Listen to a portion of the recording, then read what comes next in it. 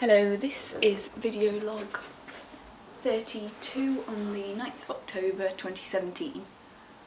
So, you can see they've been really quickly finishing this.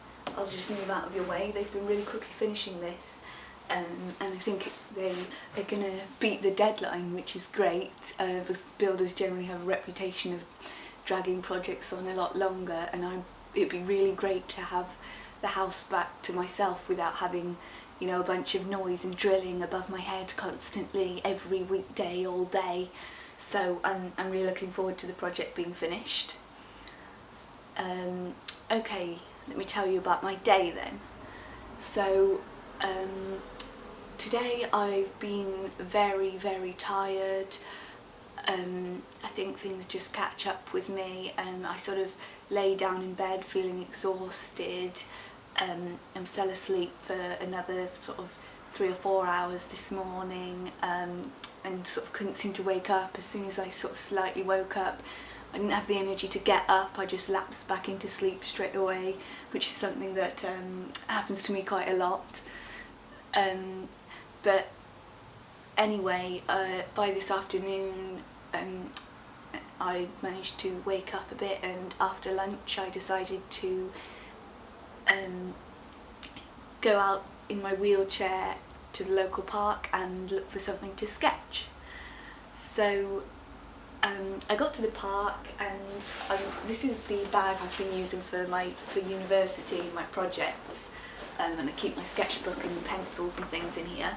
So I just opened my bag, started getting my sketchbook and pencils out, and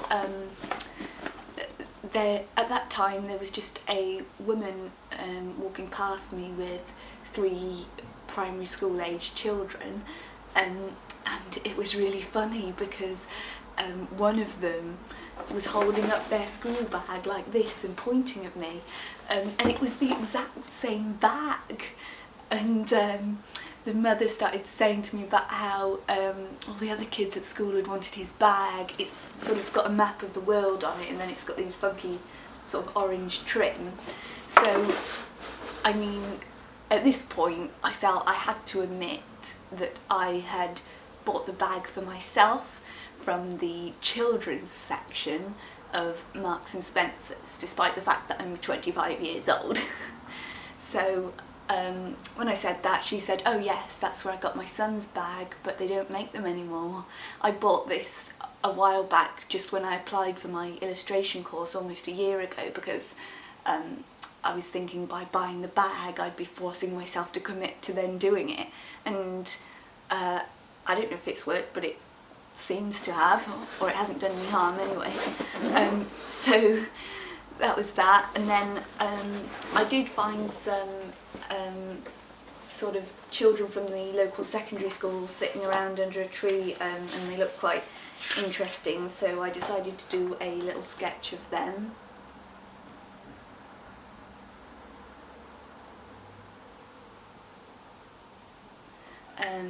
And that's basically what I've been doing today.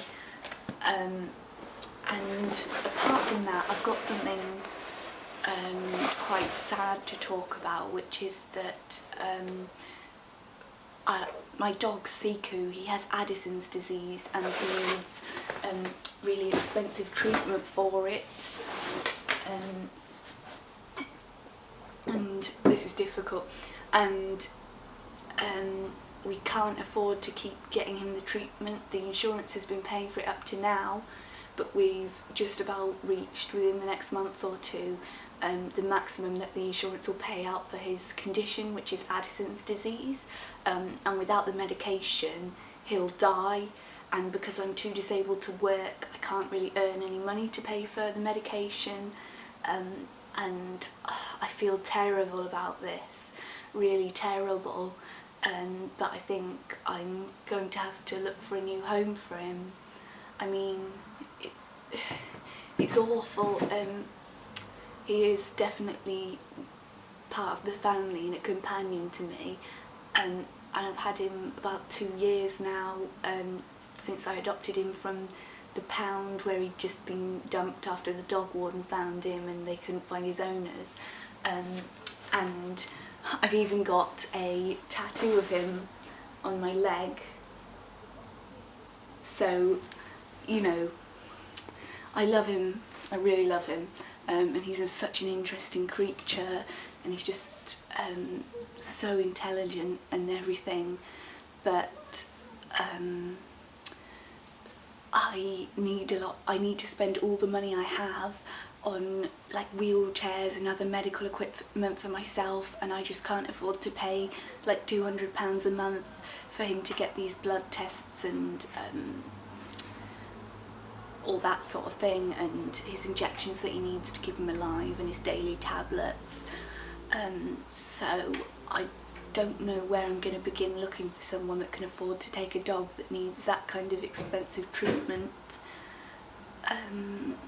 But it's been on my mind, and I'm concerned about it, and that's something I'm going to have to deal with. I mean, in a way it's because of my illness, like it just takes away everything that I care about.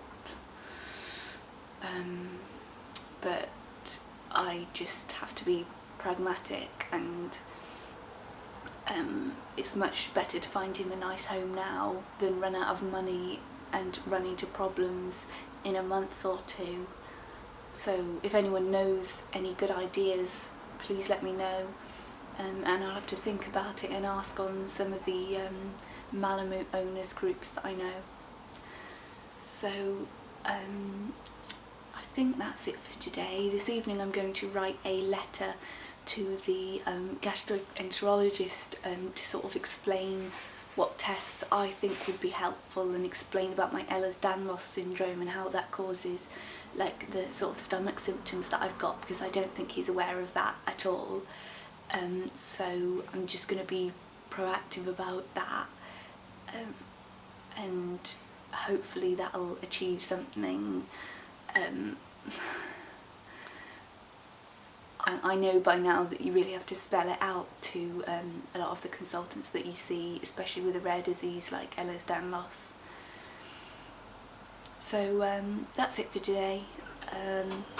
See you again tomorrow. Bye bye.